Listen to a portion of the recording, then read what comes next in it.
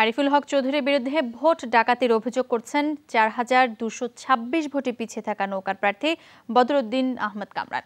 আর সেই সাথে ১৬টি কেন্দ্রে নতুন করে নির্বাচনের দাবি জানিয়েছেন তিনি। অন্যথায় আন্দোলনের মাধ্যমে দাবি আদায়ের ঘোষণা দিয়েছেন তিনি। তবে আরিফের প্রত্যাশা, নগরীর উন্নয়নে একসাথেই কাজ করবেন কামরান।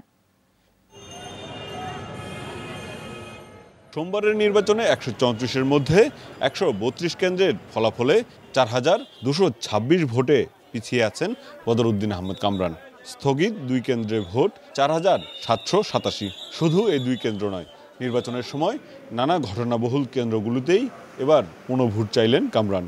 যে সমস্ত কেন্দ্রগুলোতে এ ধরনের গোলাগুলি হয়েছে, পুলিশ গুলি করতে বাধ্য হয়েছে, রিটার্নিং অফিসারকে আমরা জানিয়েছি এই সমস্ত কেন্দ্রের পুনরায় নির্বাচন করতে হবে। সাবেক মেয়রের মতে নৌকা প্রতীকের ছবি ব্যবহার করেই ধানের শীষে সিল দিয়েছে আরিফুল হকের লোকজন। আরিফুল হক চৌধুরী সাহেবের এই কেন্দ্র এবং অন্যান্য কেন্দ্রে গিয়ে নৌকার শিল লাগিয়ে, নৌকার বেজ লাগিয়ে তারা গিয়ে ধানের শীষে ভোট দিয়েছেন।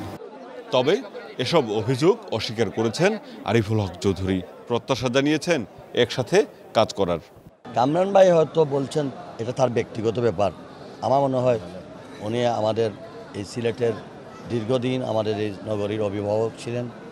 আমরা একসঙ্গেই কাজ করার অঙ্গীকার করেছি।